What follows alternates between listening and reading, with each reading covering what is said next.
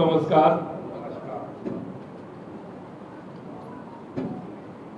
वैसे तो आप सभी को पता है, आज जो प्रेस है, कल आपने देखा होगा कि संसद के अंदर कल श्रीमान राहुल गांधी जी ने संसद के पटल पर हिंदुओं को हिंसक, असत्यवादी और नफरतवादी की उन्होंने संज्ञा दी है। वे न केवल झूठ बोल रहे हैं, बल्कि 1 से 25 करोड़ हिंदुओं को अपमानित करने का काम कर रहे हैं। कल की उनकी जो भाषा आपने देखी होगी कि किस तरह से उन्होंने बार बार हिंदुओं को अपमान करने की बात कही।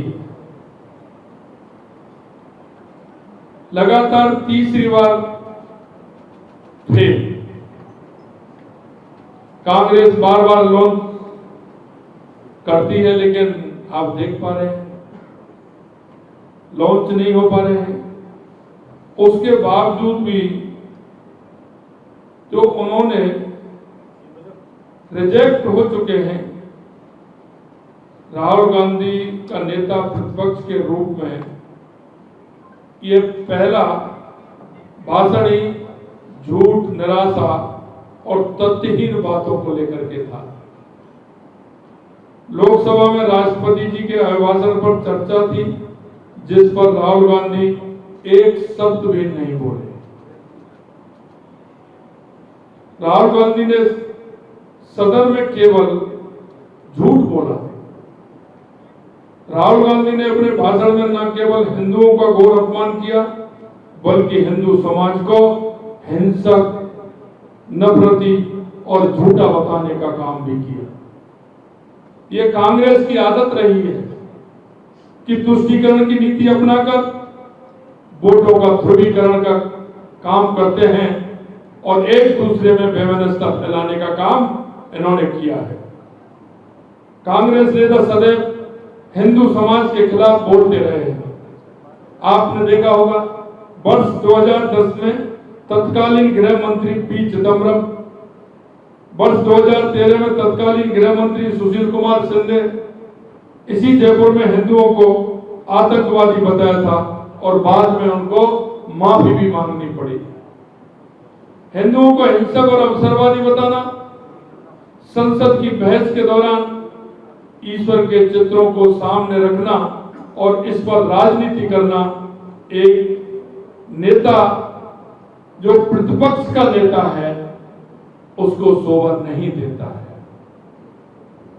मैं श्रीमान राहुल गांधी को कहना चाहता हूं कि आपको विचार करना पड़ेगा, सोचना भी पड़ेगा और आपको पढ़ना भी पड़ेगा कि हिंदू कौन है।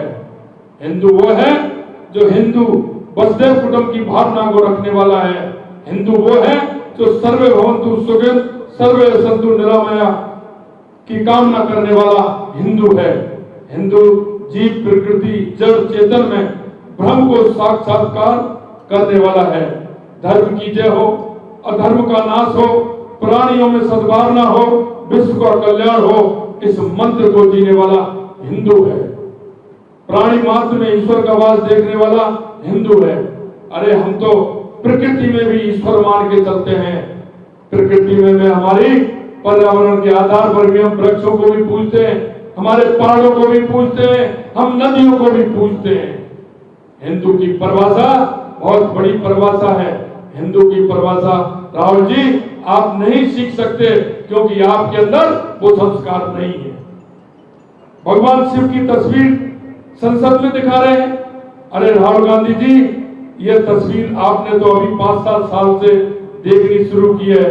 हिंदू जब घर में बच्चा जन्म लेता है, जन्म से लेकर मृत्यु तक इसे अपने सीने में रखता है, ये वो तस्वीर है। उसे राहुल गांधी के प्रमाण पत्र की आवश्यकता नहीं है कि हिंदू क्या है। राहुल गांधी तो वो है जिसने अपनी शपथ में ईश्वर का नाम नहीं लिया। अपनी ओछी राजनीति और एक वर्ग विशेष को खुश करने के लिए हिंदुओं को गाली देना राहुल गांधी की आदत बन चुकी है। कांग्रेस का चरित्र ही हिंदू विरोधी बन चुका है। मैं कहना चाहता हूं, एक बार वो देख लें कि उन्होंने किस तरह से किया है, ये कहां से सीख करके आए। आपको अपने जो पूर्वज थे या अपने जो थे उनसे यही शिक्षा मिली थी क्या? अरे हिंदू तो वो होता है, इस देश के अंदर अतिक्रमणकारी आए, उन्होंने भी सोचा था कि हिंदू संस्कृति को हम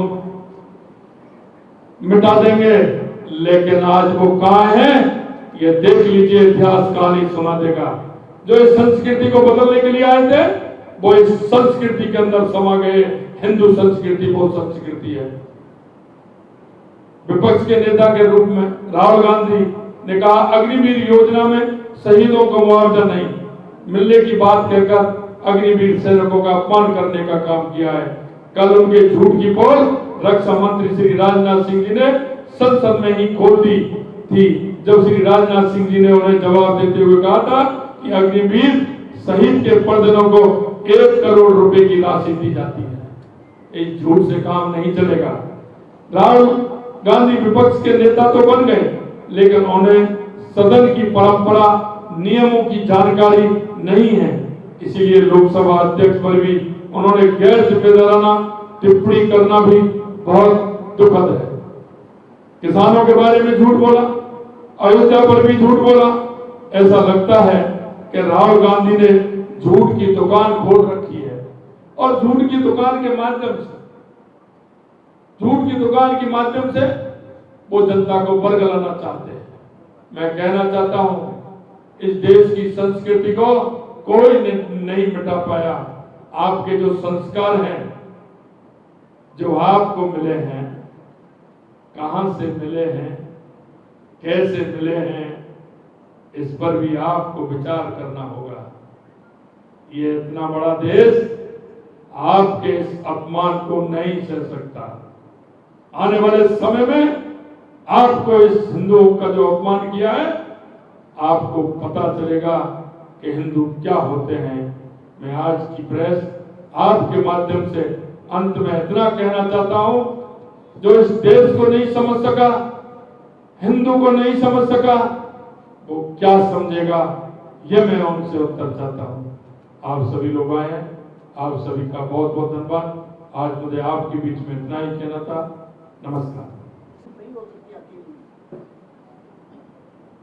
देखिए, उन्होंने, आप उनकी क्लिप सुनिए, उन्होंने क्या कहा है, जो अपने आप को हिंदू कहलाने वाले हैं।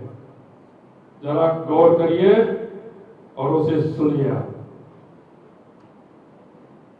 सब 24 के इलेक्शन का जो नतीजा आया उसके बाद निरंतर ये देख रहे हैं टारगेट किया जा रहा है, जैसे कल सांसद में किया गया, और सर आदिवासी हिंदू नहीं है, इस तरीके के बयान दिए जा रहे हैं। आप कैसे देख रहे हैं इसको, क्यों टारगेट किया जा रहा है? देखिए, मैं आपको कहना चाहता हूं, जो हिंदू के मर्म को नहीं जानता है, यह हजारों सालों की संस्कृति, उनको उसको पढ़ना पड़ेगा, उनके संस्कार उनको ग्रहण करने पड़ेंगे।